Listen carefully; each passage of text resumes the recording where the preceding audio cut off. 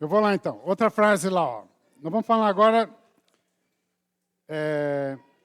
entendendo como é que a gente sai da dívida. Agora nós já temos dinheiro, tá estabilizado. Vamos pensar um pouquinho agora como é que vamos planejar as nossas contas, tá?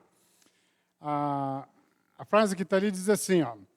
As pessoas gastam dinheiro que não têm para comprar coisas que elas não precisam para impressionar pessoas de quem não gostam. Se alguém se encaixou aí, vestiu a carapuça, pensa um pouquinho. Porque muitas vezes, como eu disse, às vezes eu não preciso, mas às vezes para impressionar outras pessoas. A Cíntia não concorda muito comigo, acho que ninguém vai concordar, mas eu sempre digo assim que a mulher se enfeita para as outras mulheres, né? Então ela tem que estar arrumada e tal para mostrar para as outras. Como é que a fulana vai falar? Como é que está o vestido da outra, que não sei o quê e tal. Isso acaba gerando conta a pagar, né?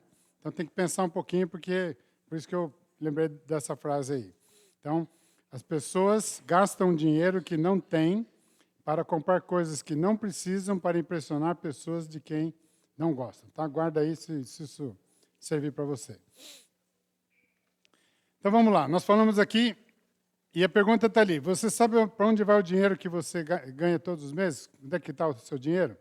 Eu contei a minha história lá atrás, eu ganhava bem, tinha pouca despesa e não sabia onde é que estava indo o dinheiro. E não tinha, né? Não tinha poupança nenhuma. A partir do momento que eu comecei simplesmente a anotar num caderninho onde é que eu estava gastando, eu comecei a ver quanto dinheiro eu jogava fora. E aí, sim, a partir daí que eu comecei a organizar a minha vida. Isso é fundamental para você começar, o primeiro passo para você começar a pensar onde é que você gasta o seu dinheiro, como é que você faz o seu planejamento. Então, caso você não tenha resposta para essa pergunta, é provável que você esteja indo para onde não deve, ou seja, gastos e consumos desnecessários. Como eu disse, eu gastava onde eu não tinha nem noção. E dizia, não gasto nada, né? Não, nem sei. Pois é. Quando você se dá conta e começa a pensar, você vai ver que muitas vezes a gente está jogando dinheiro fora. Então, pegar os controles da finança é uma tarefa assim, se você não tem controle disso, ele acaba sendo uma tarefa impossível. Você tentar montar alguma coisa que você não sabe quanto é impossível. Então, como é que eu vou começar a montar alguma coisa? Eu até, de repente, eu sei quanto eu pago de aluguel ou de prestação de casa, eu até sei quanto eu gasto de escola de filho, alguma coisa assim. Mas quanto eu gasto de supermercado? Não tenho nem ideia. Quanto eu gasto de combustível? Não tenho nem ideia. Quanto eu gasto de restaurante para ir comer fora? Não tenho nem ideia. Quanto eu gasto do hambúrguer aqui, da pizza, não sei o que eu vou comer depois do culto? Não falei da esfirra, tá? A esfirra fica à vontade para gastar bastante. Não, né? Quanto é que... Isso são coisas que nós precisamos ter na mão. Tá? Então, quando você monta um orçamento, é importante que a gente tenha duas coisas na cabeça. Primeiro, quanto eu ganho? Eu ganho 100. Então, desses 100, como é que eu vou trabalhar com esses 100? E é isso que nós vamos conversar um pouquinho agora. Então, qual é o custo de eu não planejar? Primeiro, diminuir o padrão de vida, porque, de repente, eu estou jogando dinheiro fora no negócio, podia estar aproveitando melhor. Depois eu me endivido, eu vou ter que baixar o meu padrão para pagar essas contas. Então, eu consigo me organizar para isso. Segundo, queimar reserva financeira. Porque a hora que eu estou endividado, como eu disse para esse meu amigo aí, teve que vender imóvel, teve que vender carro, teve que vender coisa ali que não precisava. Começa a queimar a reserva. Há pouco ali, a Eliane contou o caso que ela teve que vender máquina, vender não sei o quê, de uma situação que ficou... Outro problema, não entra aqui, mas são coisas assim. Você começa a queimar alguma reserva que você tenha em função disso. Obriga você a trabalhar e trabalhar mais. Então, você tem que, além do seu ganho, do seu trabalho, você tem que fazer hora extra, você tem que buscar outro trabalho, você precisa buscar outras atividades, renda extra que você precisa buscar, que vai tomar seu tempo de lazer, seu tempo com família, todo esse contexto, porque você precisa se livrar daquilo. Depender de outros para o sustento, isso é pior ainda, né? Depender de um pai, da mãe, de um parente, de um amigo, que tem que te ajudar nisso. Então, não deixe isso para amanhã, nós precisamos começar já. A minha ideia é que a gente tivesse tempo hoje, mas eu me enrolo demais aqui, e a gente tentasse começar a montar isso na prática, mas eu vou deixar essa tarefa em casa para vocês, nós vamos continuar aqui. Passos essenciais. Primeiro, precisa definir metas e prazos. Não adianta eu querer, como eu disse há pouco, eu planejar se eu não saber para onde eu quero ir. Então, você precisa definir metas realistas, metas que você consiga chegar, que você consiga atingir. Não adianta tentar assim, vou economizar, não sei quanto. Não, é possível, então tem que pensar nisso. Metas de curto prazo, alguma coisa que eu preciso realizar de imediato. Eu tenho coisas que eu vou conseguir mais longe, mas algumas coisas eu preciso realizar já. Então, você precisa também ter metas de curto prazo. Aliar, juntar despesas com receitas. Se você pensar só em despesa e não pensar na sua receita, não adianta nada. Se você pensar em receita, mas você tem que saber das despesas, como é que elas estão, é fundamental você aliar e trabalhar com os dois juntos. Sempre pensando quanto você ganha e quanto você gasta, pensando na sobra, obviamente, tá? Mas, no mínimo, tem que equilibrar. Pagar as dívidas. Já falamos disso aqui, mas tem que estar dentro desse contexto aí. Você precisa ter uma reserva de emergência. Acontece inesperados na vida da gente que você não imagina. Perdeu um emprego que você não esperava. Deu um acidente, deu uma doença, alguém faleceu, sei lá. Surge problemas que a gente não espera. Tem que estar preparado para isso. E isso acaba levando a... Então, você precisa criar também, dentro desse contexto, uma reserva de emergência. Precisa investir. Já vamos falar disso. Tem que colocar esse plano no papel, ou num caderninho, ou num sistema, num aplicativo, numa planilha, onde for. Ele tem que estar escrito. Acho que tem escrito aí um pouquinho para frente aí. O plano, se ele não for... Ele até pode ser informal, mas na minha cabeça, ela não vai funcionar direito. Pode até funcionar se você tem uma cabeça boa, mas a grande maioria não vai funcionar. Ele tem que estar escrito, ele tem que ser formal. Reveja periodicamente esse orçamento. Você preveu gastar tanto, às vezes os preços sobem, às vezes as coisas mudam, a situação muda, e periodicamente você precisa rever isso aí. O meu lá eu estou revendo quase que mensalmente, eu vou olhando lá. Olhando um pouquinho o histórico, como eu tenho isso tudo registrado, então eu olho o histórico, e determinadas despesas que eu vejo, eu estava lá orçado, sei lá, 100, e aí eu estou gastando só 80, então eu reduzo o meu valor. Determinadas despesas que estava orçado em 100, e eu estou gastando 120, eu começo a pensar, espera aí, por que eu estou gastando 120? Por negligência minha, ou porque o custo mudou, por alguma coisa. Então, eu tenho que pensar nela e rever periodicamente. Se for negligência minha, eu mantenho 100 e vou me disciplinar. Se não for negligência minha e a situação, a realidade mudou, eu vou ter que adaptar ali. Tá? Às vezes, tirando algum supérfluo. No meu lá, eu tenho até quanto eu vou gastar em restaurante por mês. Então, tiro aquilo que é supérfluo.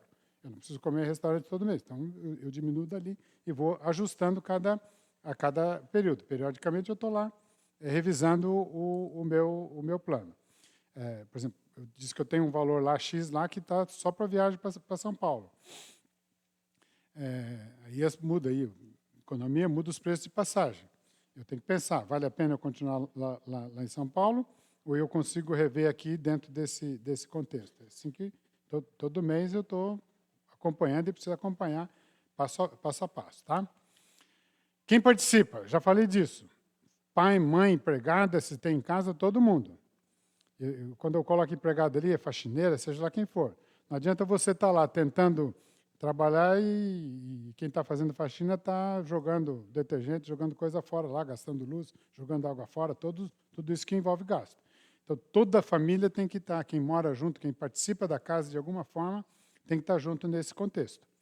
Porque enquanto você está se sacrificando, tentando achar alguma saída para resolver o problema, o outro tem furo saindo para o outro lado lá, não adianta nada. Então, tem que estar todo mundo dentro desse contexto. Quando você montar isso aí, a família toda, quem está envolvido naquele orçamento, precisa participar. Até porque, muitas vezes, você tem filho, e o filho quer comprar a roupa de jacaré, porque os amigos da escola estão usando a blusa de jacaré, e você tem que dizer, não tem como. Né? Então, tem que estar claro nisso. Tá? Eu lembro que meu pai até, eu posso dizer que teve uma vida boa, mas ele sempre ensinou a gente, vocês são pobres, você nasceu numa família pobre. Então, em casa não tinha luxo. Era muito simples daí. Sempre que a gente queria alguma coisa, meu pai dizia, não, infelizmente você nasceu numa família pobre. Nós ainda éramos em 6 filhos, né, 6 irmãos. Pior ainda, você nasceu numa família pobre e grande, não tem como ser para todo mundo. e assim que nós fomos criar. Então, ficou até mais fácil, não preciso usar roupa, camisa de jacaré. Mas é um ponto que precisa ensinar para os filhos, porque muitas vezes está se espelhando na escola, espelhando com os amigos e tal, e acaba criando problema. Tá? O que deve priorizar, então, nesse orçamento? Primeiro, pagar a dívida, reservar para a poupança, pensar em alguma coisa no futuro. E eu comentei aqui um pouco antes do lanche, né? Nesse negócio de reservar para o futuro, estou falando muito de mim aqui, porque não posso dizer caso espelho de pau, mas é mais fácil eu me usar como exemplo do que com outro ali. Mas hoje, se eu quiser hoje parar aliás, já parei um ano aí, fiquei um ano parado, se eu quiser parar de trabalhar, eu posso parar, graças a Deus. Juntei alguma coisa pensando no futuro que me dá hoje uma tranquilidade para poder dizer assim, não preciso mais. Tenho grandes fortunas? Não. Não, mas eu me considero rico. Eu tenho mais de 2 calças para vestir, tenho mais de ter uma casa melhor e quitada melhor do que eu preciso, tenho carro na garagem melhor do que eu preciso, tenho tudo que eu preciso. Então, como sou só eu e a Cíntia, os filhos crescidos, tudo ali, meu orçamento é muito... Não uso roupa de jacaré, então, meu orçamento é muito simples. Então, o que eu conseguir juntar, eu consigo, acho que, viver aí mais uns 10 anos para frente aí. Já estou com 67, até 77, daí já estou para morrer, daí, se eu não morrer antes, então, eu acho que eu posso ficar tranquilo. Então, como eu disse, assim, a gente precisa entender, eu montei um orçamento dentro disso aí. Quando eu deixei lá a diretoria do Mackenzie em 2021, eu decidi me aposentar, fiquei em casa. Não faltou nada em casa, tranquilo, dentro desse contexto de um orçamento modesto, apertado, mas modesto, assim, que tranquilo, não tivemos preocupação, não tivemos dificuldade. E posso continuar assim, né, nisso aí, numa boa. Tá? Então, precisa pensar um pouquinho no futuro.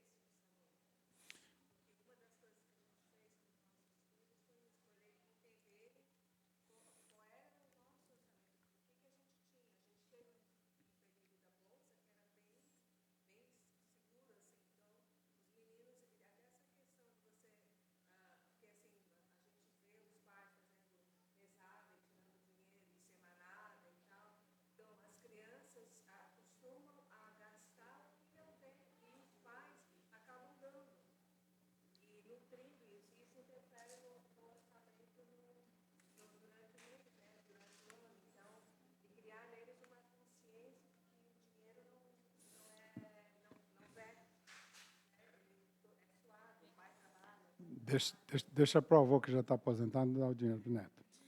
Vai ficar feliz da vida. Então, previsão de receitas, tudo que eu consigo ganhar, seja de renda de juros, se eu tenho aplicação, seja de aluguel, seja de salário, do que for. Juntar as minhas despesas, já vamos comentar um pouquinho delas. Dentro de um período de tempo, a minha é mensal, eu acho que é mais curto, mas de repente a gente faz trimestral, tem gente que faz anual, até depende muito do tipo de ganho. Às vezes o cara tem sazonalidade no ganho, tem pessoas que trabalham, tem safra, temporada, tem de tudo aí, então dá para pensar de outra maneira, então depende da vida de cada um. No meu caso, que é salário, é mês a mês, né? Então é bem tranquilo quanto a isso. Permite que a pessoa visualize como é que está a sua conta hoje, como é que ela está ficando, o que ela vai fazer, você consegue pensar um pouquinho melhor quando você tem um orçamento. Eu já falei, deve ser escrito, tem que ser formal, não adianta você tentar botar na sua cabeça que você tem que ser muito disciplinado e com a cabeça muito segura para poder funcionar. O formal você vai acompanhando, você tem os registros, você consegue trabalhar nisso de uma maneira mais fácil. Ele começa pela criação de um orçamento confiável, ou seja, realista. Não adianta eu querer inventar coisa ali que não vou conseguir. Ou seja, confiável, que quer dizer, é para mim mesmo, não é para mostrar para ninguém, não. Ele só serve para mim. Mas que eu possa acreditar nele e dizer, isso aqui é possível. Então, se eu tenho uma receita de... Se é salário, é muito mais fácil, porque todo mês é a mesma coisa. Se eu tenho algum tipo de renda variável, muda um pouco, eu preciso entender a renda para ver como é que eu funciono. Mas essa renda variável, vamos pensar assim, supondo que você tem ali um salário e junto nisso você tem uma renda que eu chamo de renda passiva, que são aplicações. Você tem dinheiro aplicado que está ali. Nosso mercado hoje, ele funciona assim. Então, você tem algum recurso, e esse recurso no mês ele está bom, no mês ele está ruim. Então, tem mês que está lá em cima, tem mês que está lá embaixo. Então, você precisa adaptar a sua vida de forma que você consiga trabalhar com recursos dentro desse contexto que você vive. Imagina se você tem, acho que não temos caso aqui de agricultura. O agricultor, todo mundo sabe, ele vive de safra. E na safra, como é que acontece? Tem período que ele está plantando até colher, ele está investindo e gastando dinheiro, depois ele colhe, enche o celeiro e volta a consumir. Então, você precisa entender e adaptar dentro de uma confiabilidade. Os caras hoje têm condição difícil, mas têm condição de prever tempo, para ver se a safra vai ser boa, ou no meio do caminho, se dá algum bicho, alguma coisa, se vai dar alguma quebra grande, se a quebra é pequena, ou seja, você tem condição de... Só estou dando um exemplo assim, adaptar a sua realidade para confiar. Diga, Irene. Se isso vai gerar renda, configura. Se você vai comer, não. Às vezes até você pode diminuir o teu orçamento do supermercado, entendeu? Pelo alface, entendeu? Aí você diminui na despesa, mas senão você vai vender, sim. A falta de disciplina na execução do orçamento, ela ocorre principalmente por compras por impulso. E esse é o maior problema, porque surgiu uma oportunidade, você vai, não pensou muito nela, e aí o orçamento vai para o brejo. Tá? Então, por isso que o acompanhamento é importante para saber se você tem ou não recurso para aquilo ali. Quem tem algumas dificuldades nisso na compra por impulso, sai de casa sem o cartão. Não tem como. Você não pode dar o impulso que dá, a tentação que for. Você, lamento, mas não deu. Quem sabe amanhã eu passo aqui.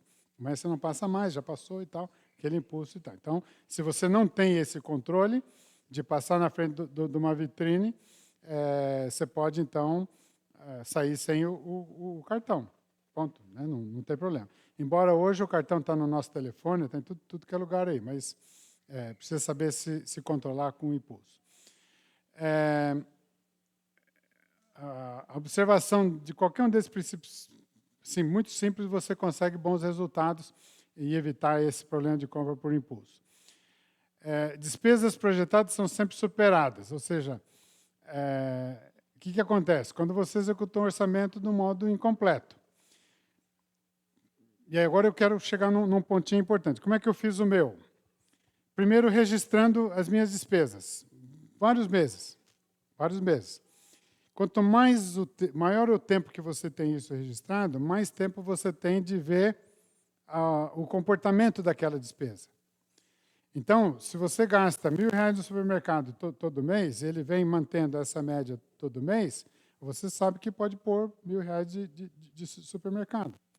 Se você gasta 500, 100, 1.000, isso aqui, bom, você vai precisar ter que trabalhar dentro de uma média realista, por isso que tem que ser confiável do que você vai conseguir trabalhar. Aí chega lá o Angelone, o Atacadão, sei lá do que aí, faz uma promoção de arroz, qualquer coisa, você vai lá e enche e estoca sua casa. Furou todo o teu orçamento. Precisa ver se valeu a pena.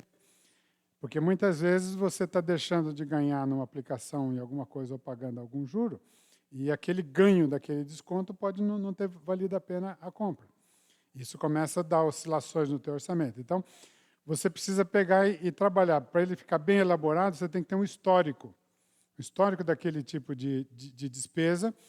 À medida que você tem esse histórico, você consegue fazer projeção dentro disso. Obviamente que projetando alguma inflação, os preços vão subindo de alguma maneira, então você consegue ter um orçamento mais equilibrado. E você consegue, dentro desses aplicativos, você tem itens ali que você nem lembra e que está ali se você quiser contar. Quanto eu gasto de barbeiro, de salão de beleza, de qualquer coisa, até gastos supérfluos. Você consegue colocar. Você consegue colocar aqui no mês de agosto, que é o mês que vence o IPVA do carro, você está ali com a sua previsão certinha. Então, dependendo do tipo de programa, você consegue fazer e deixar ele muito certinho. Quando ele não está bem completo e muito certo, começa a ter oscilações grandes e aí se perde um pouco na questão do controle. Tá? Então, por isso que precisa de um planejamento rigoroso. Eu vou pular aqui, mas a nossa vida ela não é diferente da vida da empresa. Quem é de contabilidade aí sabe que numa empresa tem um balanço patrimonial, de um lado tem ativo, do outro lado tem passivo. Ativos são bens e direitos, passivos são obrigações, e eles se fecham. Né? Por quê? Porque tem um canto aqui que é a diferença, que se chama patrimônio líquido, que é o que é meu. Então, tem o que eu tenho, o que eu devo e o que sobra. Então, ele funciona exatamente isso. Mas eu deixei essa tela aí, porque tem muita gente, eu hoje tenho que dar a mão à palmatória, estou tentando, de 2 anos para cá, tentar resolver esse problema, que de você ter ativos bons. Tem gente que fala assim, não, porque eu tenho uma chácara, eu tenho uma lancha, eu tenho não sei o quê, eu tenho não sei o quê. Cara, pô, esse cara é rico. Mas isso são ativos ruins. Porque ativos bons geram renda e ativos ruins geram despesa. Então, eu tenho que procurar ter ativos bons. Ativos que gerem renda.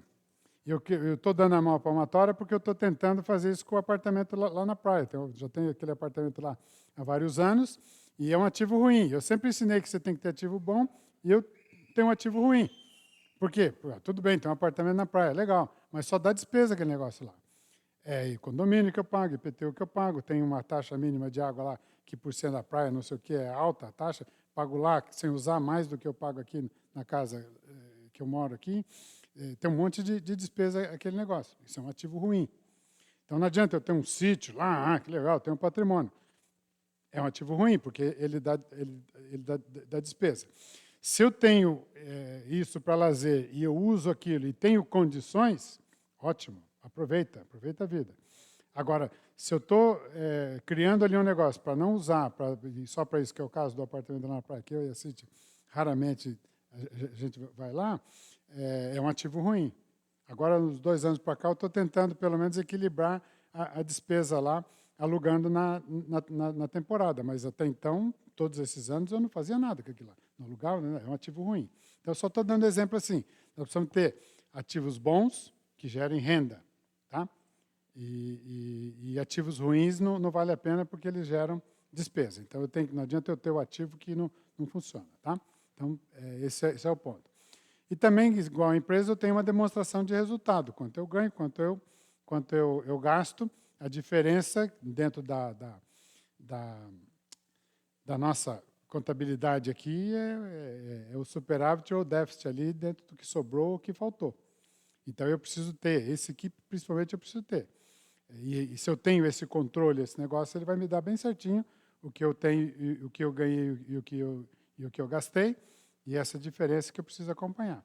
Um mês ou outro, de repente, ele fica com déficit, por alguma razão que eu estou controlando, mas, em geral, ele tem que estar equilibrado ou com superávit, porque senão só vai aumentando, aumenta as dívidas e aumenta o problema. Fluxo de caixa que o seu Vavá falou ali. À medida que eu tenho uma projeção do que eu tenho que pagar e do que eu tenho que receber, eu consigo saber e prever lá na frente se aquela conta vai vencer, eu não vou ter como pagar. E me antecipar ao problema e tentar resolver antes daquilo. Como eu disse, eu não posso deixar aquilo vencido. Se eu prorrogo aquele pagamento, ele já deixou de estar vencido, porque tem uma nova data lá para pagar.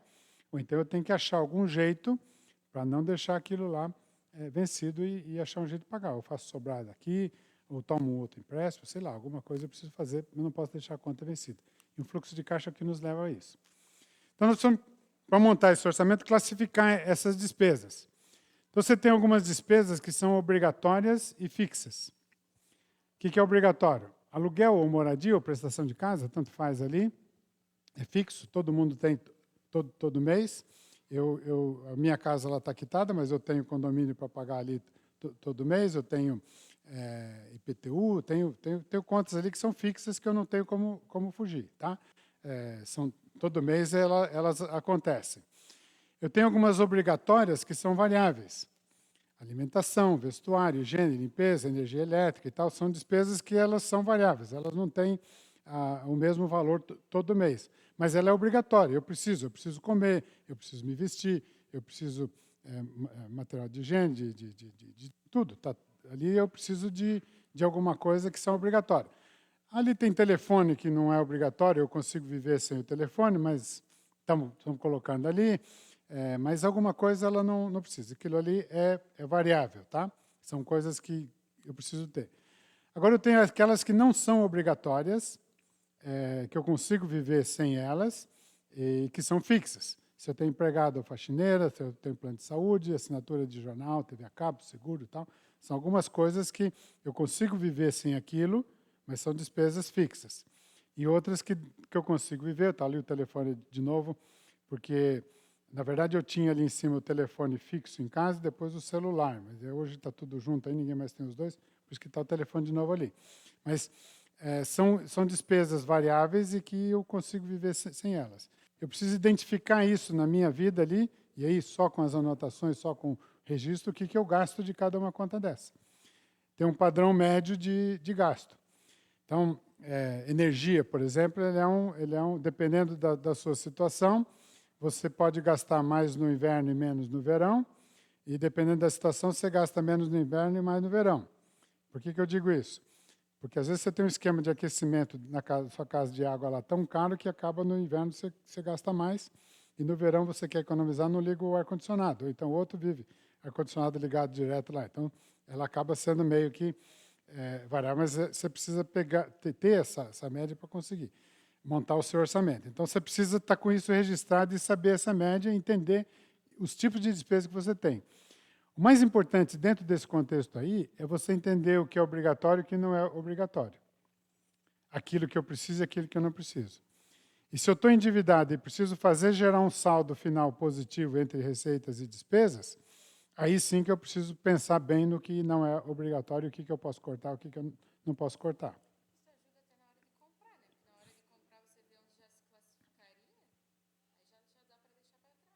Isso. Para você saber o que você precisa. Mas mesmo lá nesse outro item aqui, ó, quando você está ali, obrigatório, variável, quando você põe ali vestuário, a gente precisa pensar um pouquinho, entendeu? Como eu disse, eu tenho muito mais do que 2 calças, 2 camisas, 2 mudas de roupa para vestir. Então, a gente precisa pensar se realmente eu preciso mesmo daquela roupa nova. Ah, mas repetir não sei quantas vezes na igreja já aquela roupa. E daí? Eu prefiro ficar endividado e não repetir roupa, ou prefiro que falem de mim repetindo roupa e não endividar? Cada um vai pensar aí do que for. Hã? Não sei, cara. Eu agora no inverno estou sempre com essa blusa aqui. Assim, diz que é minha pele. Então, não sei se vocês já repararam que eu fico repetindo a mesma blusa aqui. Tenho várias lá em casa, várias, assim, eu gosto dessa aqui. Mas são coisas assim que você precisa pensar que, de repente, não é tão necessário assim. Tá ali no item obrigatório porque a gente precisa se vestir. Né? Não tem como sair sem roupa por aí. Mas nem tudo assim você realmente precisa efetivamente dele. Então, o filme da Barbie todo mundo foi vestido de rosa. Né? Quando passar o filme do Adão e Eva, de repente vai todo mundo pelado para o cinema. Aqui tem um exemplo aqui de um orçamento doméstico, e eu fiz ele de uma maneira muito simples para você pensar, e dá para sofisticar isso de monte, mas eu botei ele em forma de gráfico, é muito simples para você pensar, e isso é o que, de uma maneira geral, acaba acontecendo por aí. O nosso vai ser um pouquinho diferente desse, tá? Não precisa tirar foto, você vai tirar foto do outro. Esse aí é o padrãozão ali. Eu não posso gastar, dividindo assim de uma maneira bem simples, 30% de moradia, 30% de alimentação, 30% daqueles outros gastos, 10% de poupança. Onde você for olhar por aí, sempre todo mundo vai falar 10% de poupança. Então, quando eu for alugar uma casa ou pagar uma prestação de casa, alguma coisa assim, eu tenho que pensar que eu não posso ter mais do que 30% do valor da casa dentro do total da minha renda. Isso aqui é a conta que as caixas econômicas, os bancos fazem em termos de financiamento. Você nunca vai conseguir um financiamento que a prestação seja superior a 30% do valor da sua renda. Tá? Entendendo assim, que se você mantiver esse padrão de renda, prestação a vida toda. Então, esse é um orçamento geral aí que se fala assim, de uma maneira muito grosseira. Tem gente que vai especificando e dá para especificar isso de uma maneira bem mais tranquila, que eu não vou tomar esse tempo agora. Nós, como crentes, aí temos que primeiro está ali, ó, dízimo, 10%. Os outros 90% você vai dividir, e aí eu peguei 90% e joguei 30% para moradia, dos 90%. Aí dá 27% vai dar 9 de poupança, vai dar 27, tá? Porque daí eu peguei os 90, transformei 100 em cada um e coloquei ali o dízimo, que é uma obrigação nossa. Por isso que eu disse lá no início, lembra que tinha ali o propósito de Deus? O que era mesmo? Sustento, ajudar os outros e o sustento da obra. Então vamos falar um pouquinho de dízimo aqui, para você não dizer que eu não falei nada. Primeiro, o dízimo ele vem antes da lei. Então ele não é da lei de Moisés. Lá em Gênesis, Abraão deu o dízimo. Ele conquistou lá numa batalha. O despojo daquela batalha ele deu para o sacerdote Melquisedeque, ele deu o dízimo. Lá o Jacó, naquela luta com Deus, da mesma forma. Ele também prometeu ali, deu o dízimo do que ele conseguisse arrecadar, numa promessa, num pacto que ele fez, numa aliança que ele fez com Deus. Então, aquele dízimo ali era uma prática religiosa que as pessoas tementes a Deus faziam aquilo como uma forma de quê? De reconhecimento que esses bens, tudo que ele tinha conseguido, provinha da vontade de Deus. Ou seja, o Abraão deu o dízimo, não estava na lei, ele deu porque quis, mas reconhecendo que Deus tinha permitido ele ganhar aquilo ali, então ele deu para o sacerdote. Jacó também fez um pacto com Deus, de tudo que eu consegui conquistar daqui para frente, eu dou o dízimo. Então o dízimo ele é anterior à lei. Tá? Aí, debaixo da lei, nós temos esse texto aqui, tem outros textos, todo aquele ali, tem vários ali que falam do dízimo. Então veja lá. A esses vocês devem levar os seus holocaustos, os seus sacrifícios, os seus dízimos, as ofertas que vocês prepararam, as ofertas prometidas e os primogênitos das vossas vacas e das vossas ovelhas.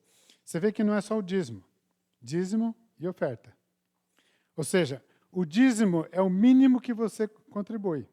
Você dá dízimo e oferta, no mínimo. E vou dizer de novo, como reconhecimento daquilo que Deus está te proporcionando. Mas isso é a lei. De onde é que surgiu a lei? De onde é que ela vem daí? 12 tribos, 11 tribos Deus distribuiu a terra. Distribuiu a terra e eles tinham lá, iam plantar, iam colher, iam fazer as suas coisas. Uma tribo de levita, o que ele fez? Essa tribo ele separou para ele e disse, vocês vão cuidar dos assuntos do templo. Então os levitas eram aqueles que cuidavam dos assuntos do templo. Esses caras não iam plantar, não iam colher, não iam ter vaca, não iam ter boi, não iam ter nada. Então Deus faz assim, você vai trazer para mim esse dinheiro e traz para o templo, que era a renda desses levitas. Se você olhar um daqueles textos ali, também vai dizer que o levita também devia dar o dízimo dos dízimos. Ou seja, também era obrigação dele levar ali, porque era obrigação de todo o povo judeu. Então aquilo era reconhecimento do que Deus fez por ele, daquilo que ele trazia, ele levava. E naquele instante, então, foi para quê? Para o suprimento das necessidades da casa de Deus, do tabernáculo, do templo, então, para sustentar ali os levitas. Mas o quê? Das primícias. Deus não queria qualquer coisa. Honre o Senhor com os seus bens, com as primícias de toda a sua renda do teu celeiro, e os teus celeiros ficarão completamente fartos, e os teus lagares transbordarão de vinho. Tem outros textos também que falam das primícias.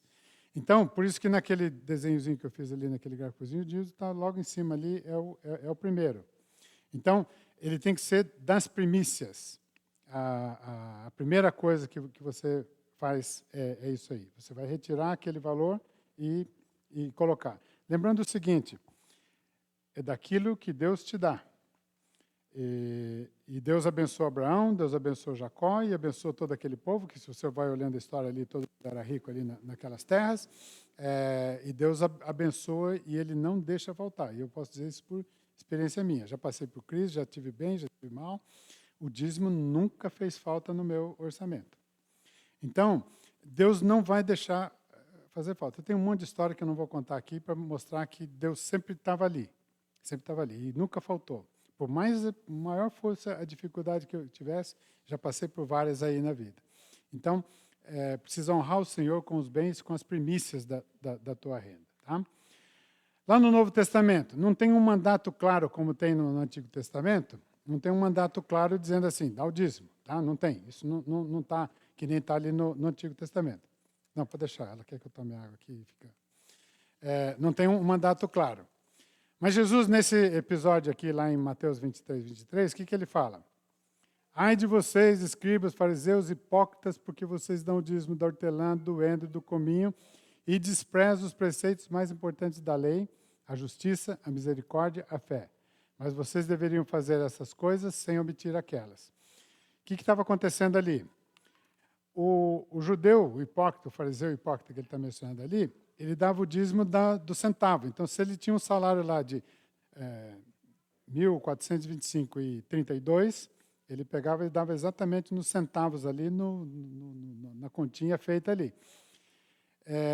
E só que desprezava os preceitos mais importantes da lei, ajudar as viúvas, fazer as outras coisas que tinham previsto ali na lei e eles estavam desprezando.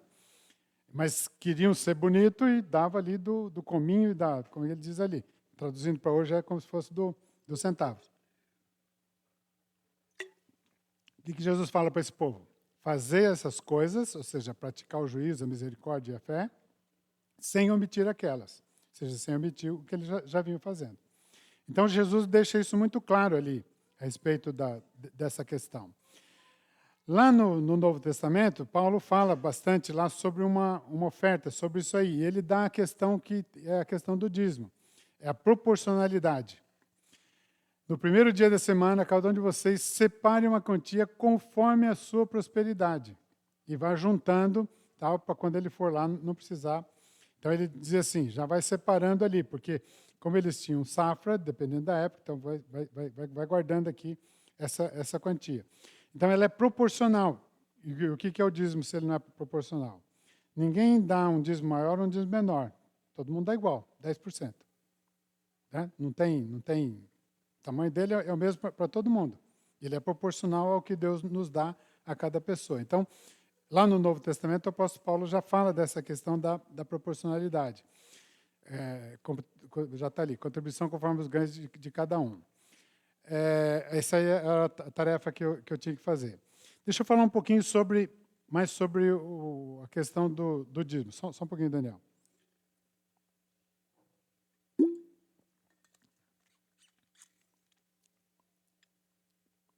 O dízimo não vai deixar ninguém rico.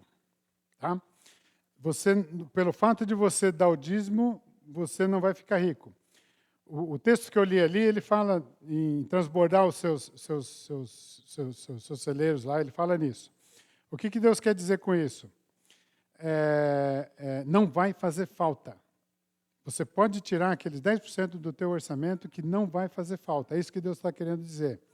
Quando ele fala lá em Malaquias, do que vocês estão me roubando, né? Está falando lá para Malaquias, porque o povo esqueceu desse detalhe. Então, Deus fala claramente, você está me roubando. E aí ele fala, começa a dar o dízimo, que você vai ver se eu não vai abrir as portas de bênçãos sobre vocês. Vai deixar alguém rico? Não vai, tá? Não vai na conversa, porque você não vai ficar rico pelo fato de ser dizimista. Mas que Deus vai te abençoar e não vai te deixar faltar, isso eu posso dizer com bastante certeza, porque tem isso de experiência na minha vida. Ele não faz falta. Eu tenho um monte de casos que eu não vou contar, mas se alguém quiser depois, coisa aqui, até conto. Mas Deus nos abençoa de tal maneira que aquilo que você tirou, Ele vai te suprir, vai suprir as tuas necessidades. Então, eu posso dizer com tranquilidade, monta o seu orçamento, bota ali 10% ali do valor, separa aquilo nas primícias, no primeiro, que você vai ser abençoado com isso. Não vai ficar rico, tá? Tem algumas igrejas que pregam isso aí, mas não vai ficar. Eu já quero dizer bem claro. A Bíblia não fala em nenhum momento que Deus vai dar riqueza, que vai dar... Não. Fala que Deus vai te abençoar. E Ele vai te dar segundo a proporção do que Ele deseja e você vai contribuir segundo a proporção do que Deus te deu. Como uma oferta de gratidão, como uma fidelidade que você tem para Deus. Esse é o dízimo. E ele é feito para quê? Para o sustento da obra. Aqui a igreja precisa pagar energia, precisa pagar aluguel, precisa pagar o honorário de pastor, precisa contribuir para a ação missionária, tem um monte de coisa que a gente faz aqui. Ajudar pessoas que têm necessidade, tem um monte de coisa aí. É para isso que se usa o recurso do dízimo. Então, quem não está fazendo, está deixando, primeiro, de confiar que Deus supre as nossas necessidades. Depois de cumprir o mandamento que Deus nos dá. Alguém já me disse, não, o dízimo não é bíblico. Como não é bíblico? Não, porque só está no Velho Testamento. Eu disse, pô, a minha Bíblia tem Novo e Velho, ela não tem os dois. Ah, mas isso é da lei. Não, mas se você olhar o Novo Testamento, você também vê Jesus falando para continuar mantendo, e você vê Paulo dando as instruções ali. Depois você dá uma lida mais longa ali no texto de Coríntios, você vai ver as instruções de Paulo, que fala bem claro isso. Questão da frequência, a questão da proporcionalidade e a questão de dar com bastante alegria. Você levantou a mão? Não, eu...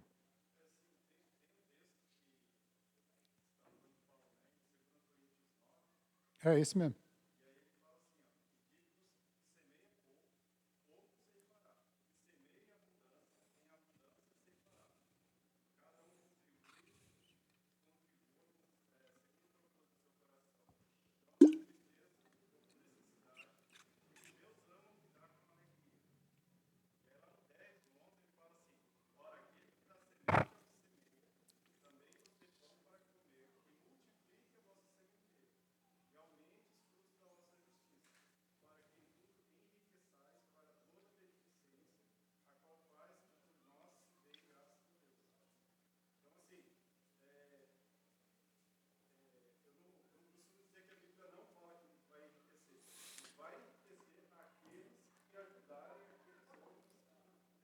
Não, não, eu não vejo assim, não. A questão da riqueza, eu vejo por um outro lado, tá?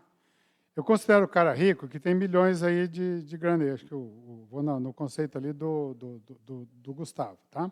Eu não tenho milhões. Sempre fui dizimista e não sou rico, entendeu? Agora, não me falta nada. Eu tenho muito mais do que eu preciso. Então, dentro desse contexto que eu tenho muito mais do que eu preciso, eu me considero rico. Agora, se você disser assim, que eu tenho iates, que eu tenho viajo todo ano, várias vezes por ano para fora, que não sei o que, não sei o que, não. Eu tenho uma minha vida modesta e tal, e tranquila, Deus não me deixa faltar. Se eu falar em épocas que eu tive bem ruim, tá? Bem ruim mesmo, nunca me faltou. E você vê assim, naquele momento exato que você está ali, cara, e agora? Né? Aparece. Eu não sei como, aparece. Nós temos assim, coisas em casa de assim te abrir a geladeira, não tem o que comer. Alguém bate na porta lá da igreja e diz assim, olha, eu fui na casa da minha mãe, tinha uma horta lá e tal, trouxe aqui, lembrei de vocês, traz um monte de coisa lá. Assim, isso acontece, assim, e tem vários exemplos disso que acontece. Então, a riqueza que está na Bíblia, que está lá, li o texto lá, dos dois textos de Malaquias, aquele outro que eu li lá, esse aí também, ele fala bem nisso, ou seja, acredita que Deus não vai te deixar faltar, e vai te dar mais do que você precisa. É dentro desse contexto aí. Não é em eu poder comprar um Porsche e sobrar dinheiro, coisa assim, entendeu? Eu vou bem nessa linha aqui. Deus não vai te deixar faltar e vai te dar mais do que você precisa. Esse é o contexto de riqueza que eu entendo que a Bíblia fala. Porque você vai olhar daí o texto lá que fala das aves do campo, de não sei o quê, não precisa, não se preocupe. E você dá aquilo como uma gratidão a Deus, ou seja, como gratidão daquilo que Deus te dá. Por isso que ele vem na proporção do que Deus te dá. Se você olhar aqui, nós vamos mencionar um pouco ali a parábola dos talentos. A parábola dos talentos é clara, um ele deu 5, um e outro deu 10, ele dá quanto ele quer. E você vai contribuir de acordo com o que ele deu, bem como está aí no texto. Mas a riqueza aí, ela está... Tem teólogos aqui, aí, se eles me ajudam aí. Mas o contexto de riqueza, eu estou dizendo porque eu nunca fiquei rico, eu sempre fui dizimista, entendeu? Acho que aqui também tem gente que eu saiba, não tem nenhum milionário aqui. Eu vou dar um exemplo aqui, tá? Aquele irmão ali, ó.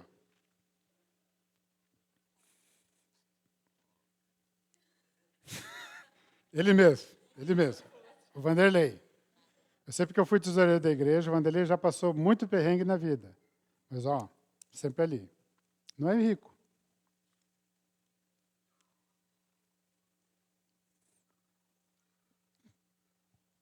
É um cara abençoado e fiel.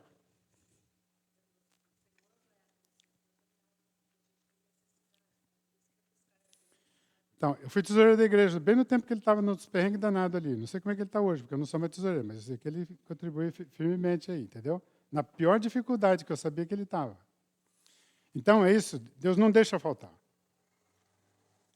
A riqueza vai nessa linha aí, entendeu? Para mim, é esse que é o ponto. Mas talvez aí os dois teólogos aí vão lá no grego ali do Paulo, ou no hebraico lá do Antigo Testamento, pode entender um pouco melhor isso aí, mas eu acho que ela vai por aí.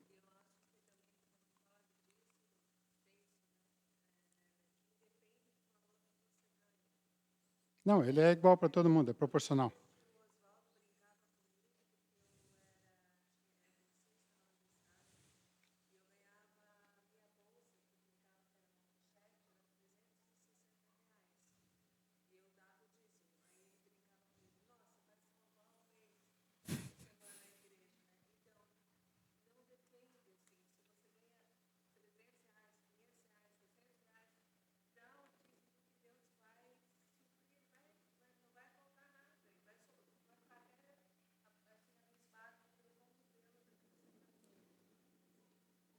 Eu só ia comentar que a questão de.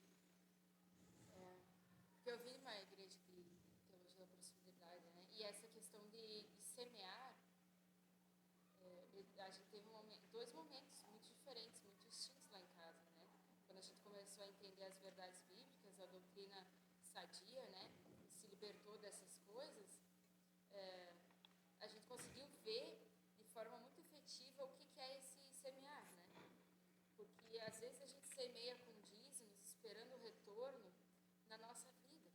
Só que a gente acha que isso vai vir em forma de dinheiro, mas pensando naqueles pilares que o senhor colocou, que daí eles sim são bíblicos, né? Não tem como a gente refutar. Quando você semeia, nem sempre é só o dízimo, a oferta, também é ajudando. E aquele retorno muitas vezes não é financeiro, mas é na ajuda que retorna para ti. E, por exemplo, eu vi meu pai passando muitos momentos de dificuldade e ajudando muitas pessoas. E hoje, fora a ajuda que ele recebeu, né, nos tempos que ele teve dificuldade, ele mesmo recebeu, até hoje eu recebo ajudas, assim, sabe? Eu estou aqui pela graça de Deus e várias vezes, assim, muita ajuda, e eu vejo assim como algo do plantio dele também, sabe? Sobre a casa dele. Então ele semeou, então é aquele que deixa pai e mãe, né? Receberá muitos mais, né? Então é a mesma coisa que aquele que semeia no reino. Aquele que semeia no reino, colhe no reino também. Então quando você abençoa os outros, você também é abençoado, mas eu vejo que muito mais nesse sentido, e é muito mais rico. Muito mais rico, por quê? Porque talvez se hoje meu pai fosse rico, eu não precisaria da ajuda das pessoas que eu preciso hoje para estar aqui. Mas eu sou muito mais enriquecida estando aqui com essa ajuda. Eu aprendo mais, eu colho mais, é muito mais rico. Essa experiência é de fato riqueza. Se meu pai tivesse as condições de me bancar e eu não precisasse das coisas que eu preciso hoje, eu não seria quem eu sou. Isso constitui também o nosso caráter como cristão. Legal, bom testemunho, diga. Na verdade, mais para assim, uma ideia que eu tenho que às vezes possa, de acordo com o que está sendo falado, que nem na Bíblia fala a respeito de Salomão, que eles e não haverá outro mais rico que ele, né? Falando de riqueza.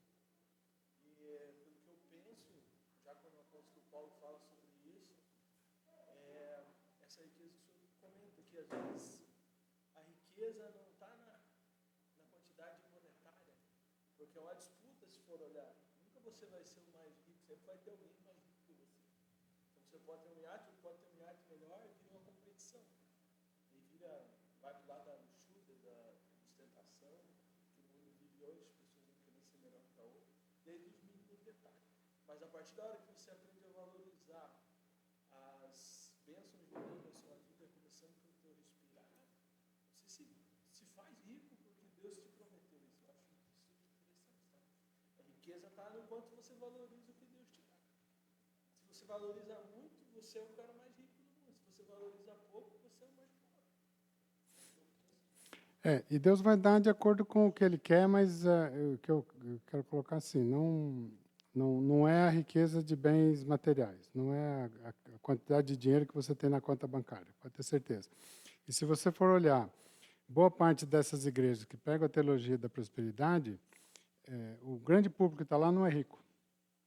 Né? Ou seja, não é. Um monte de pessoas, às vezes, estão tentando, como fosse uma loteria, alguma coisa assim, vou fazer uma aposta para poder ganhar dinheiro. Então, é uma coisa que a gente precisa pensar um pouquinho. Não é esse o caminho. Com certeza, a Bíblia não, em nenhum momento, ela vai colocar dentro desse aspecto de riqueza. Rapidinho aqui, Regis, porque eu estou com o tempo correndo aqui.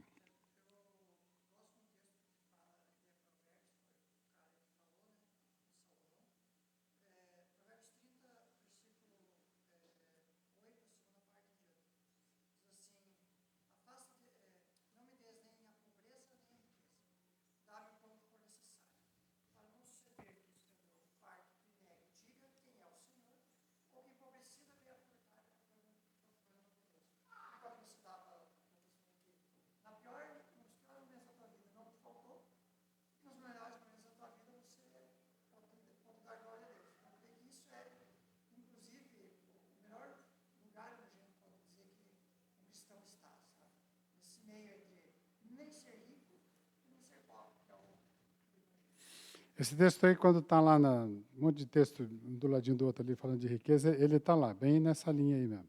Deixa eu seguir aqui. Eu tenho 15 minutos.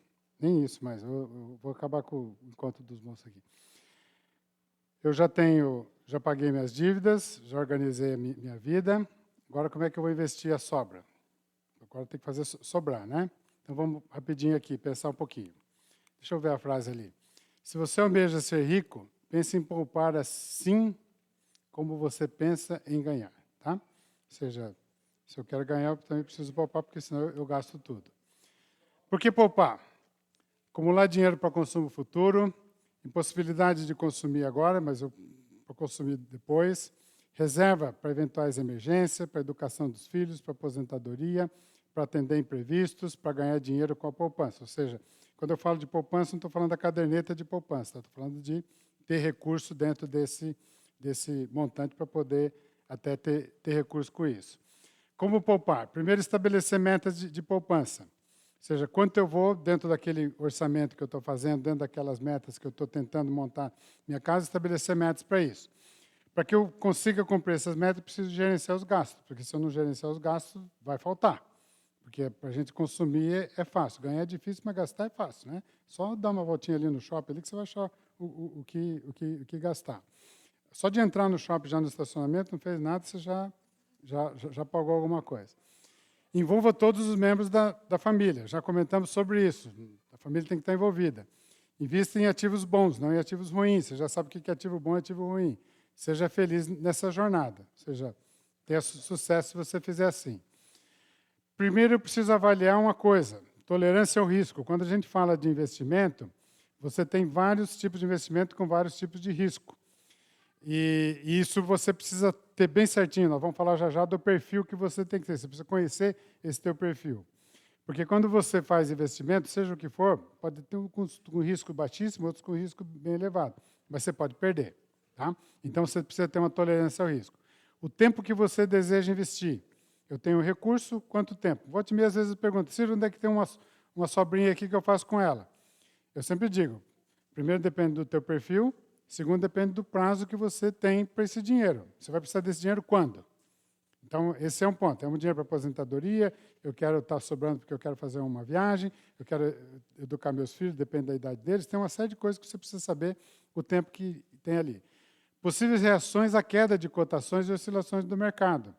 Se você pegar lá março, para falar uma data bem boa, não sei quem tem dinheiro funcionando ali, mas março de 2020, qualquer aplicação que você tinha deu negativo.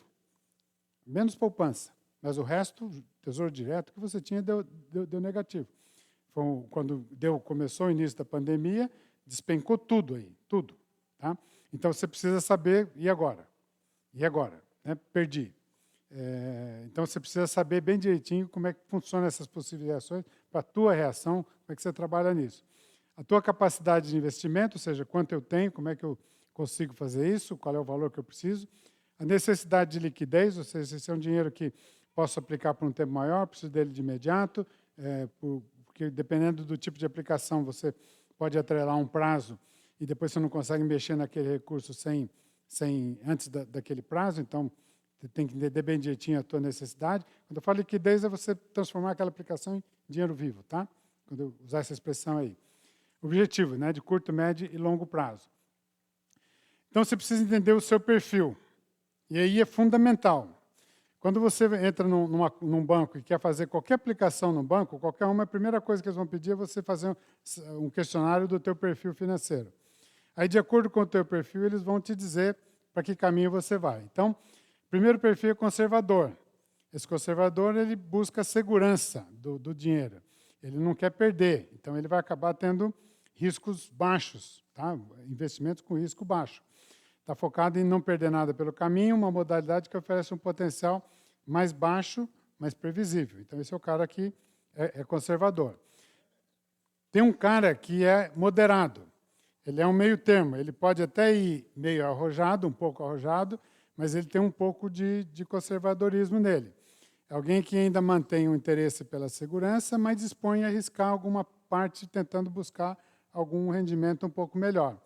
Tem um pouco de conhecimento sobre o mercado e entra no jogo para tentar fazer o seu patrimônio crescer. Nós vamos falar dos investimentos já já, mas você tem alguns investimentos que você tem uma rentabilidade maior, mas um risco também maior. Pode te dar mais dinheiro, mas o risco também é maior.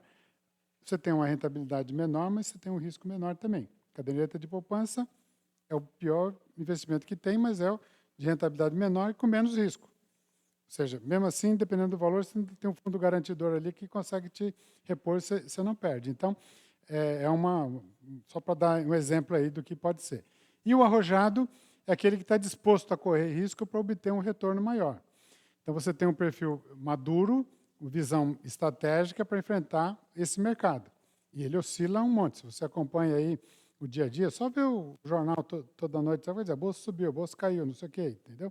Então, ele vai montando e você precisa ter um pouco de sangue frio, estômago, sei lá o quê, para poder botar o dinheiro lá, ver, às vezes perder, às vezes subir, e saber o que mexer. Entende que esse risco é necessário e compensado por melhores resultados no final. Então, depende muito do que você consegue absorver aí desses riscos aí. O conservador, então, ele vai investir em fundos de renda fixa, aqueles fundos DI que tem no banco, que tem aí, às vezes, até com liquidez diária, que você aplica lá, resgate automático, essas coisas assim. Tesouro direto é uma aplicação um pouco mais segura, dependendo um pouquinho, já vou explicar um pouquinho o tesouro direto, CDB, LCI, daqui a pouco eu explico cada um deles, tá? O moderado já vai para uma aplicação mais combinada entre renda fixa e renda variável. Renda variável, mercado de ações, mercado de capitais, e esse sim tem oscilações. A renda fixa, ela tem lá, o próprio nome diz, ela é mais fixa, tá? Fundos multimercado, o que é um fundo multimercado? A grande parte desses fundos DI, ele usa dinheiro do governo, que remunera pela Selic. Selic é a taxa que o governo paga pelo dinheiro que ele toma emprestado. A Selic hoje está em 13 alguma coisa, andou em 14, às vezes já chegou em 6, dependendo daí, mas o governo paga esse juro. E o multimercado, ele usa uma parte com dinheiro que ele pega do governo, garante a Selic, e outra parte ele vai para o mercado corporativo, aí, de empresas em geral. E aí ele está sujeito a algumas oscilações. Então, ele é um fundo meio misto aí, entre dinheiro do governo e dinheiro, dinheiro privado, dinheiro do mercado. O cara arrojado, ele vai investir em ativos de maior volatilidade. Volatilidade é esse sobe e desce da bolsa. Ações, fundos de investimento imobiliário, commodities, tal. Commodities, então, é milho, café, trigo, essas coisas, ouro, e vai nessas moedas e tal. Vamos virar? O que é importante nisso você saber? Liquidez, segurança e rentabilidade. Esses são os pilares aí dentro desse contexto de investimento. Então, é difícil encontrar três que são bons. Algum tipo de investimento que você tem os três com uma baita segurança, boa liquidez e excelente rentabilidade. Não existe. Tá? Às vezes, alguns têm segurança e liquidez, não têm rentabilidade. Outros têm rentabilidade e dá liquidez, mas não dá segurança. Tem de tudo aí. Tá? Então, por isso que você precisa entender o seu perfil. É só querer aplicar qualquer coisa em qualquer banco que ele vai te dar ali um questionário de cara ali para dar o seu perfil. Tá? Então, maior rentabilidade vai gerar um maior risco, maior segurança vai gerar menor rentabilidade, maior risco, ações, por exemplo, tá? Mas o risco é grande. Segurança e poupança, por exemplo, você vai ter segurança e tem menos rentabilidade, e precisa pensar um pouquinho em liquidez. Liquidez depende muito do tipo de aplicação, porque muitas vezes você aplica em alguma coisa que tem uma boa rentabilidade, mas você vai ter que deixar o dinheiro parado lá por X tempo. Então, é um ponto que você precisa avaliar também nesse contexto. Então, o conservador, resumindo, prioriza a segurança e a liquidez. O moderado considera a segurança, não prioriza, mas considera a segurança e, às vezes, abre mão dessa segurança em prol de algum rendimento maior. E o arrojado, ele é tolerante e confortável com investimentos de alto risco e volatilidade. Meu irmão um dia tinha um dinheirinho aí para aplicar, tinha um fundo de bolsa, um fundo de mercado, de bolsa de valores, que era fundo, tá? Então, não era ele ir lá e comprar ação. O fundo, o que é? Pessoas vão lá, põem dinheiro nesse fundo e alguma corretora, alguma administradora de coisa aí, administra o fundo. Então, ela faz investimentos e aplica e compra, vende ações lá e tenta dar rentabilidade nesse fundo. E foi bem um período assim, que ele comprou em seguidinha, a bolsa despenca por alguma razão, e meu irmão correu lá e tirou o dinheiro. Eu falei, você está doido, cara, perdeu o dinheiro. Não, mas o troço não sei o quê, e veio reclamar comigo. Eu falei, mas quem mandou você tirar o dinheiro? Você me perguntou para pôr, você devia me perguntar para tirar. Agora você não tem jeito, não tem mais volta. Se você espera um pouco, a bolsa reage. Se você não gostou do troço, tira, mas não assim, né? Mas acabou tirando e perdeu. Então, ele não tem esse perfil claro ali que não...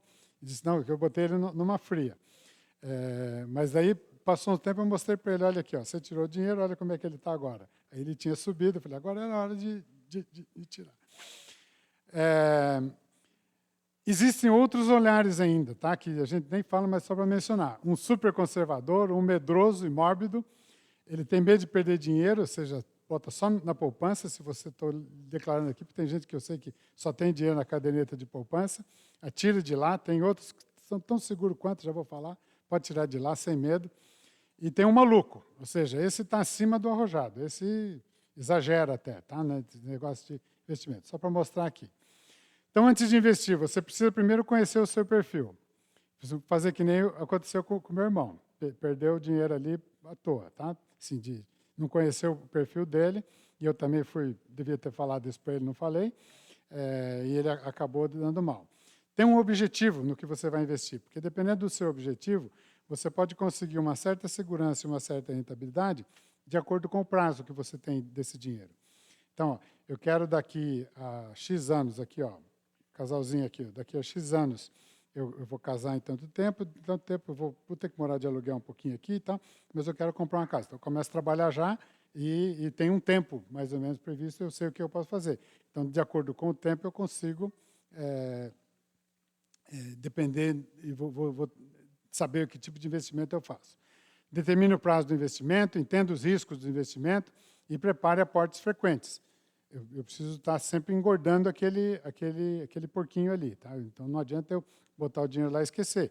Eu tenho que fazer o meu orçamento e fazer sobrar todo mês, e nesse todo mês engordar um pouquinho ali o recurso. Alguns tipos de investimento. Tesouro direto. Tesouro direto são títulos do governo, que antes era só os bancos que compravam, e hoje você pode comprar, qualquer um de nós aqui. Você só precisa ter uma conta numa corretora, mas os bancos já fazem isso. Banco do Brasil, então, você faz direto na própria conta. Tesouro direto, você tem alguns tipos de... Tem outros ali, eu peguei só os principais. O Tesouro Selic é praticamente igual à poupança. Só que ele hoje está dando 13% ao ano, enquanto a poupança dá 6%. Ele vai dar a taxa Selic. Essa Selic ela vem numa tendência de queda agora, mas, mesmo assim, ele é melhor do que a poupança. Então, ele vai todo mês, ele vai oscilar um pouquinho, de acordo com o mercado, e você compra um título com vencimento daqui a 20, 30 anos. Então, você vai ter lá Tesouro Selic 2040, 2055, 2035, 2000 não sei quanto. Tá? Se você mantiver o dinheiro até o vencimento, o Tesouro garante aquela rentabilidade que você comprou. Então, se você comprar um pré-fixado que está lá dizendo que vai te dar 6,5% de juros ao mês, lá no vencimento desse título, você vai receber 6,5% ao mês, independente de como está o mercado naquele dia. Se o mercado estiver alto, estiver baixo, ele vai receber. Se eu quiser vender esse título antes do prazo do vencimento dele, eu posso vender a qualquer momento. Só que eu estou lidando um pouquinho com as oscilações de mercado. Então, eu posso, num determinado momento, ter o valor mais baixo e acaba perdendo. Então, eu preciso saber acompanhar ali. Hoje, você tem um extrato ali no Tesouro Direto que ele te dá um gráficozinho até bonitinho, se está mais alto do que você pagou, se não está, se é hora de vender, se não é hora de vender. Eu lembro que lá atrás, a primeira vez que eu comprei um título do Tesouro Direto, aquele valor de 2035, né, era outro lá, parecia uma infinidade, eu já tive vários títulos que venceram. E no vencimento, valeu a pena, porque naquele momento tinha uma taxa boa e eu deixei ela até o vencimento. Às vezes, se você acompanhar o mercado, vale a pena, às vezes, vender um pouquinho antes, porque às vezes o valor está mais alto do que o 6,5, sei lá, a taxa que você comprou, e que, no final, aquele gráfico ele começa a cair porque ele vai te pagar exatamente o que foi contratado. E se o mercado estiver melhor, ele vai te pagar um pouquinho mais. Então, é bom ir acompanhando, principalmente próximo do vencimento, porque daí a curva tende a ir caindo porque ele está próximo do vencimento dele. Então, mas ele vai te pagar o valor. Então, às vezes parece um tempo muito longo, para mim agora começa a ser 2050, 2000 e pouco começa a ser tempo longo, mas quando eu comecei a comprar lá atrás, eu já tive vários títulos que foram vencendo e funcionou direitinho. Alguns títulos desse pré-fixado e até o IPCA ele vai de acordo com a inflação. Então, se a inflação sobe, é a grande vantagem dele. Ele dá IPCA mais algum percentual. Então, se a inflação sobe, o título sobe também. Ele vai pagar de acordo com a variação do IPCA no período, que é um dos índices de inflação. Mais uma taxa de juros. Alguns colocam juro semestral. Então, semestralmente, você tem uma rendinha que vai cair na tua conta e cai mesmo. Mês de maio, mês de novembro, dia 15, se não me engano, cai o dinheirinho na conta quando você compra o título com juros semestral. Tá? Então, é uma forma de dinheiro, é bastante seguro, porque dificilmente países quebram, por mais que o governo seja ruim e tal, é bastante seguro e é muito melhor na poupança. Então, se você tem dinheiro na poupança, eu diria para você, e é conservador, põe no Tesouro Selic. Não tem erro. Você vai estar hoje ganhando 13%, que acho que a Selic está 13% e alguma coisa, em vez de 6% na poupança. Tá? E é tão seguro quanto a poupança. Tem até um valor ali, tem um fundo garantidor, ainda ajuda ali. Fundos DI, esses são aqueles fundos dos bancos, que você aplica o dinheiro no banco, o banco te paga a Selic, um pouquinho abaixo, às vezes, tem alguns fundos que pagam um pouquinho acima, e ele pega esse dinheiro e empresta para quem precisa de dinheiro emprestado. Então, você está investindo no banco, ele é um título bancário, o DI é porque é depósito interbancário, e você está investindo naquele banco e o banco está negociando com aquele seu dinheiro e te paga uma rentabilidade aí em torno do certificado de depósito bancário, aí, que é o depósito interbancário, que é o CDI. Tá? Esse CDB também é um empréstimo que você faz para um banco. E o banco te paga um juro que ele também depois vai usar esse dinheiro para emprestar. Então, certificado de depósito bancário, o CDB, é um empréstimo que você faz para um banco, e o banco pega e empresta para os outros e te remunera por você emprestar o dinheiro para ele. Tá? É simples assim. Tem CDBs que tem prazo, ou seja, você não pode resgatar ele dependendo do prazo, e tem CDBs que tem liquidez diária, porque, na verdade, ele entra num fundo lá do banco, e o banco vai aplicando aquele dinheiro e gera rentabilidade prometida ali. Letra do crédito imobiliário e o do agronegócio. Ele é um investimento de renda fixa, que não tem ligação com o governo, mas ele está relacionado ao negócio. Então, crédito imobiliário, a área imobiliária, construtoras, essas coisas, e o agronegócio. Ele tem isenção de imposto, também é garantido pelo fundo garantidor. Às vezes você vai notar uma taxa um pouco mais baixa em relação às outras aplicações, mas ela sempre compensa porque não tem tributo, já é taxa líquida. Então, por mais que você, de repente, tenha uma aplicação que está dando 100% do CDI e esse aqui está dando 90%, como a tributação ela acaba sendo 15% ou até 25%, lá, dependendo do prazo que você tem aí, é mais negócio você aplicar numa LCA. Você não está investindo nem para o banco, é um título que financia o agronegócio ou financia o crédito imobiliário. Tá? Então, os bancos trabalham bastante com esse título aí. Fundos imobiliários, os tal das FII.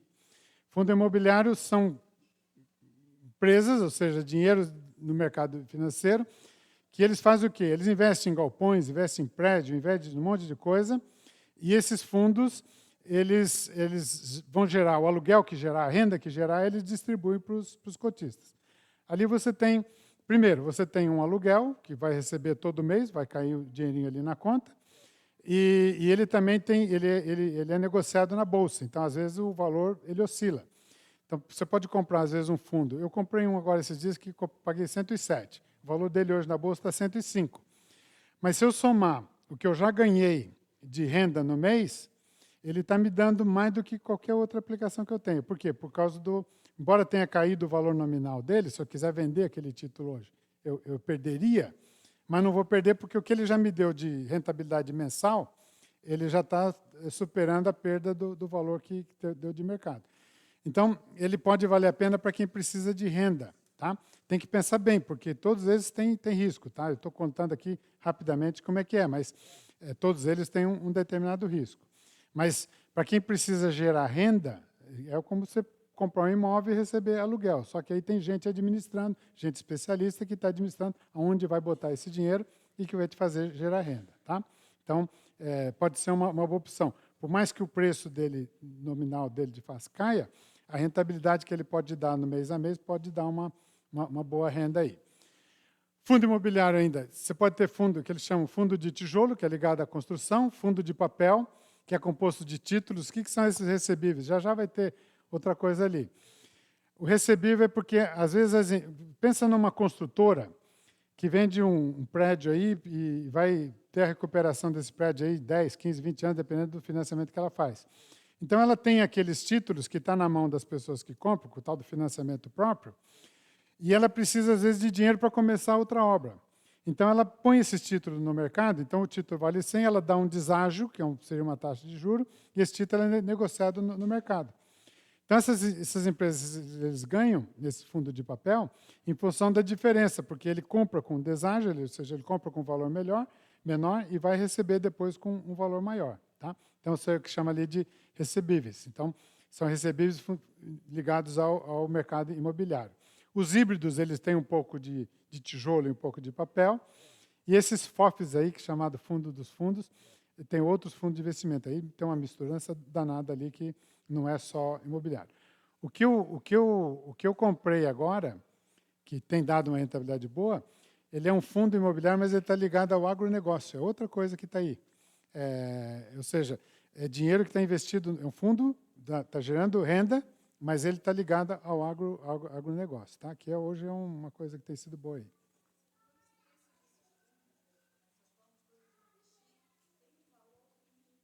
Não.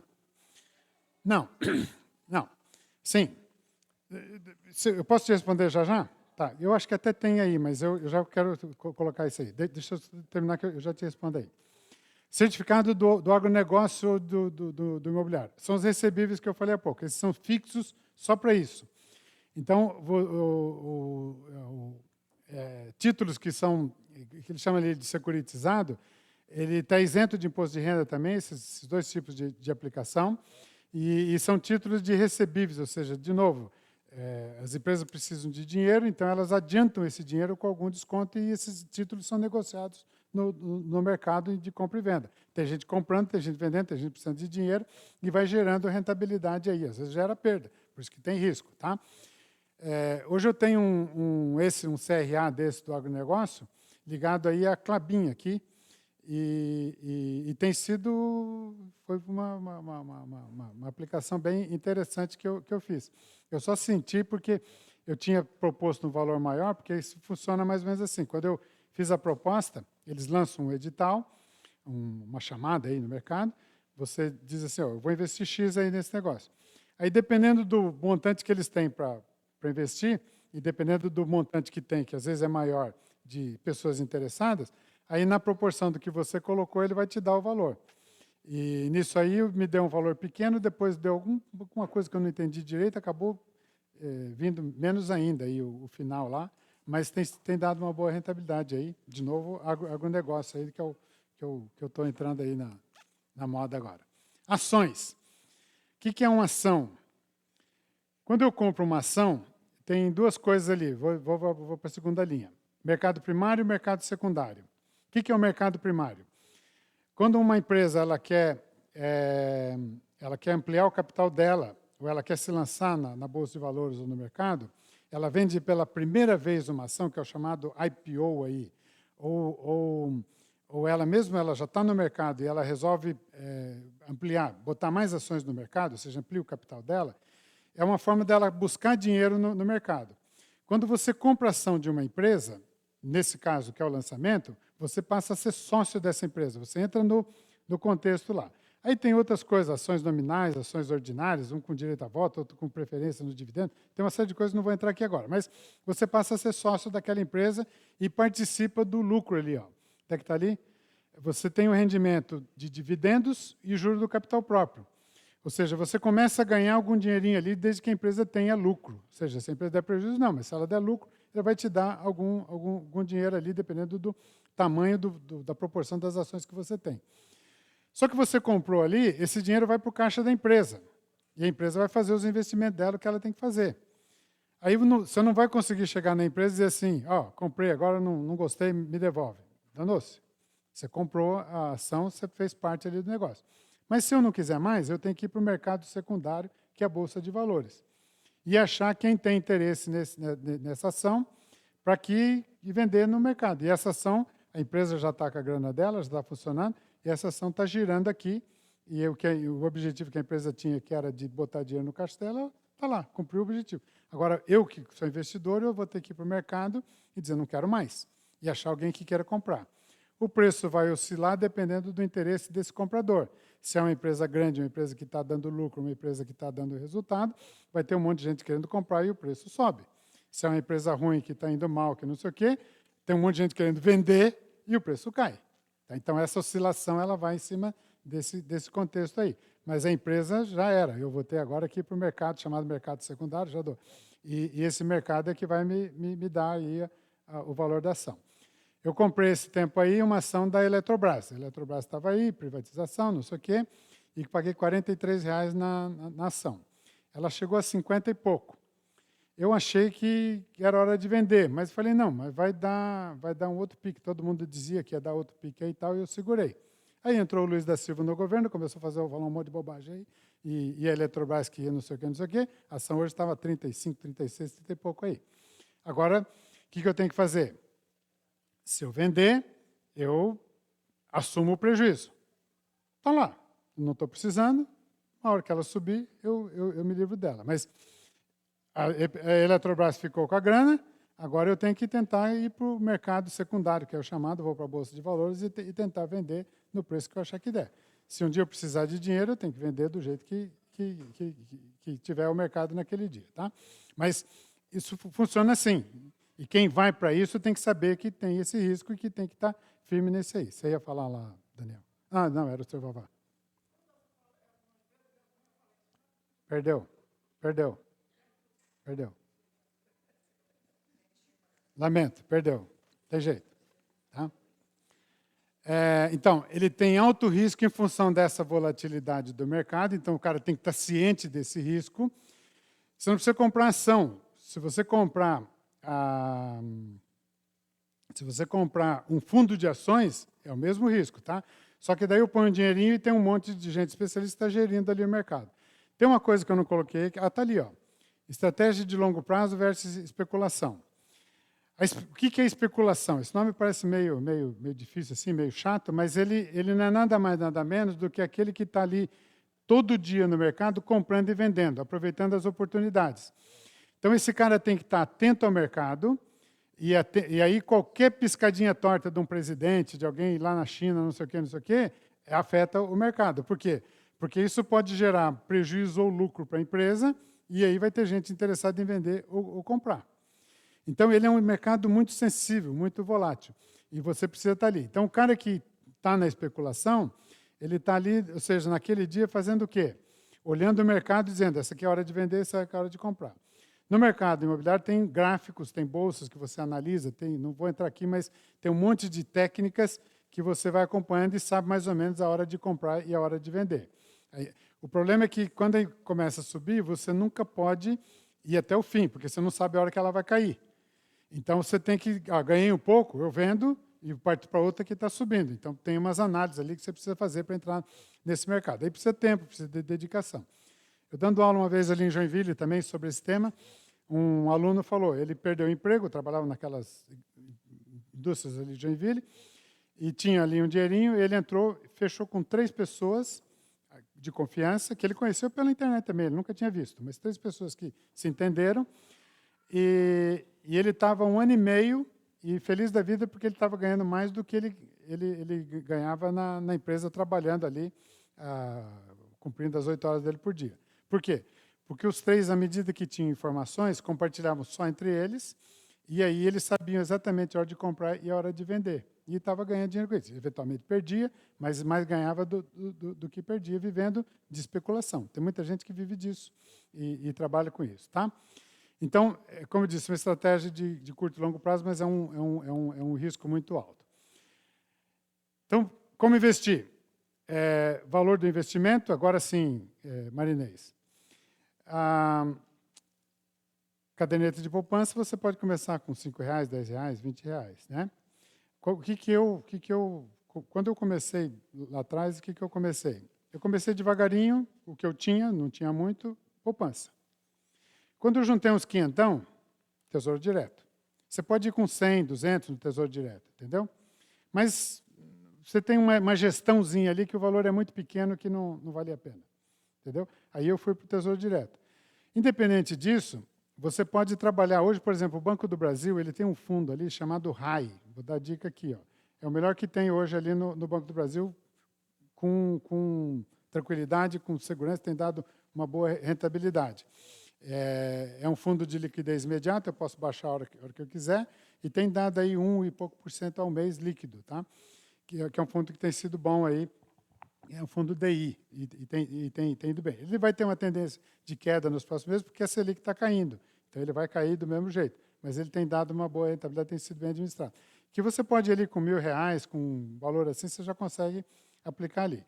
Normalmente, quando você vai no banco, tem um negocinho que eles chamam de lâmina, que às vezes ali dá valor mínimo, dependendo do fundo, tá? Então, tem alguns fundos que você vai ver uma rentabilidade alta, mas ele vai pedir um valor de... Tem fundo que começa com 500 mil, com 200 mil, com 100 mil. Você não consegue pôr ali se você não tiver tanto. Mas esses que são mais eu diria assim, para o pessoal mais conservador, você vai no Tesouro Selic aí com qualquer R$500.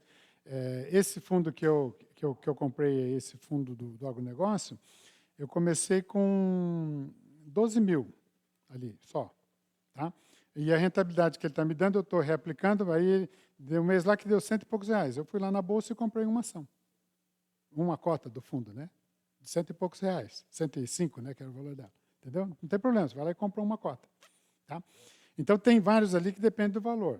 Mas eu como estratégia, começaria a caderneta de poupança, que é basicão aí, todo mundo tem, é fácil, vai lá no banco. O Banco do Brasil já abre quase que automático ali, você não precisa nem ir lá. E aí, à medida que você juntou 500, Tesouro Direto, eu iria ali para o Tesouro Direto, e você tem um pouquinho mais, trabalha ali com fundo DI, com alguma coisa assim. Dentro de banco, eu não vi isso no Banco Itaú, agora eu não sei o Bradesco. Mas vamos falar do Banco do Brasil, que é mais comunzão aqui, acho que a Caixa Econômica também tem. Você tem alguns fundos que têm uma rentabilidade mais baixa um pouco, mas você põe ali, ele chama fundo, é um fundo DI com resgate automático. Então, você está com o dinheiro sempre aplicado. Por mais que tenha o IOF, tem algumas coisas que pode encarecer, alguma coisinha dá. Você só tem que se preocupar em aplicar. Mas o resgate, à medida que ficou negativo, ele vai lá e resgata. Desde que tenha saldo no fundo, né? Mas é automaticamente, você não precisa se preocupar. Então, a tua conta fica zerada e ele vai tirando dali. Depois você vai lá e põe de novo e tal. Isso dá uma rentabilidadezinha ali, que dependendo do valor, vale a pena, tá? Para dinheiro assim, do dia a dia. Recebi o salário, jogo lá nesse fundo, vem com resgate automático, até o que sobrar no mês, daí eu ponho para os outros investimentos. Tá? Então, não tem problema. Bancos comerciais. Aqui tem que ter um cuidado, tá? Gerente de banco não é teu amigo. Tem algum gerente de banco aqui?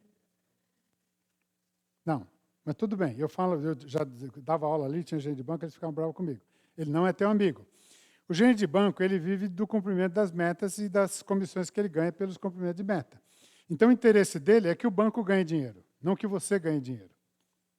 Então, se aquele banco tem um fundo que ele precisa captar porque tem alguma coisa, ele vai tentar te dizer que ele é o melhor fundo do mundo e que você pode botar o dinheiro ali.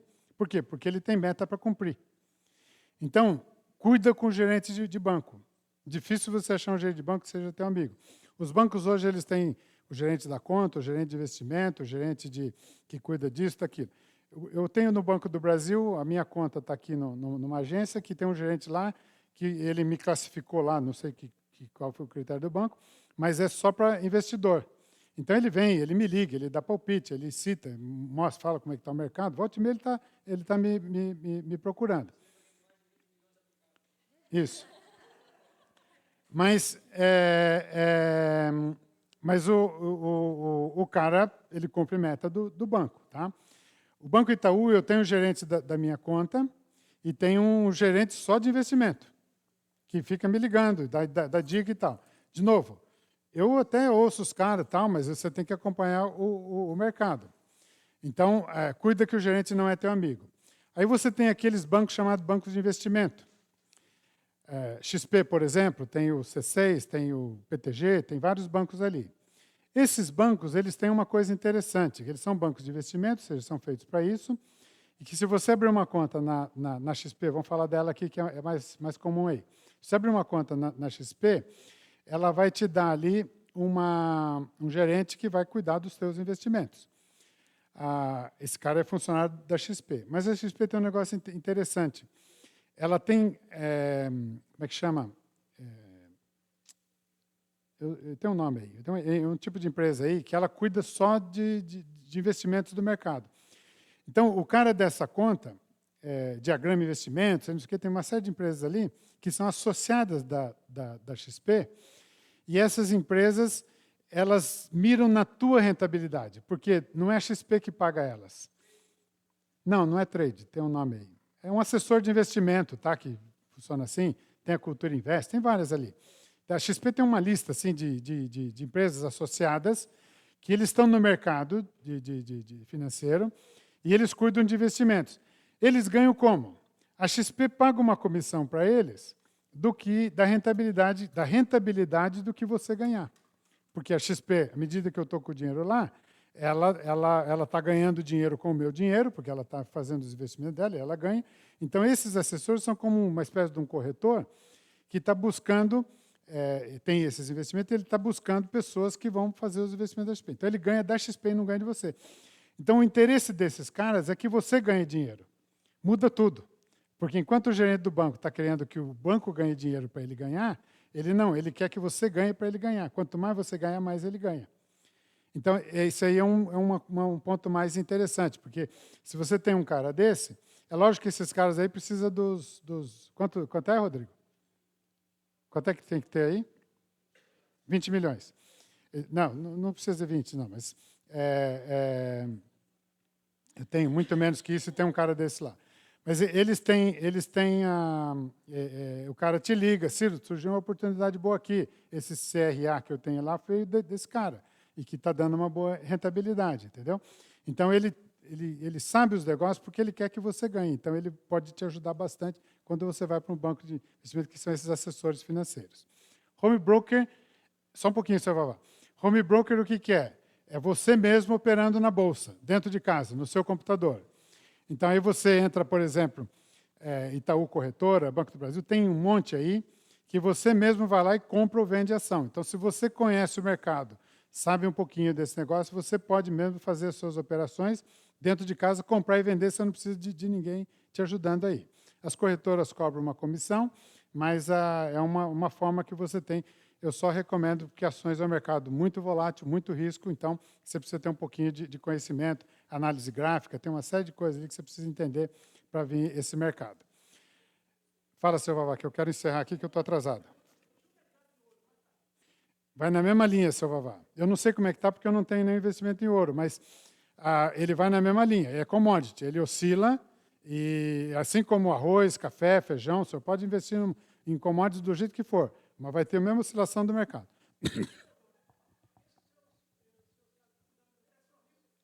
Qual? Nenhum deles. Nenhum deles. Esse cara da XP, ele que me procurou e ofereceu o serviço dele. Como eu já conhecia o mercado, gostei do jeito do cara e está funcionando. Mas a hora que eu quiser, eu entro no meu site ali, na minha conta ali, e digo, não quero mais esse, quero o outro. Aí eu troco. Eu mesmo, entendeu? Finalizando ali, prestando contas para Deus. Nós iniciamos falando de mordomia, vamos terminar falando nela. Parábola dos talentos. Eu quero destacar ali o versículo 29 da parábola. A parábola todo mundo conhece. A um ele deu 1, a outro ele deu 5, a outra ele deu 10. Daí o que chegou lá no 19? Depois de muito tempo... Pode ler.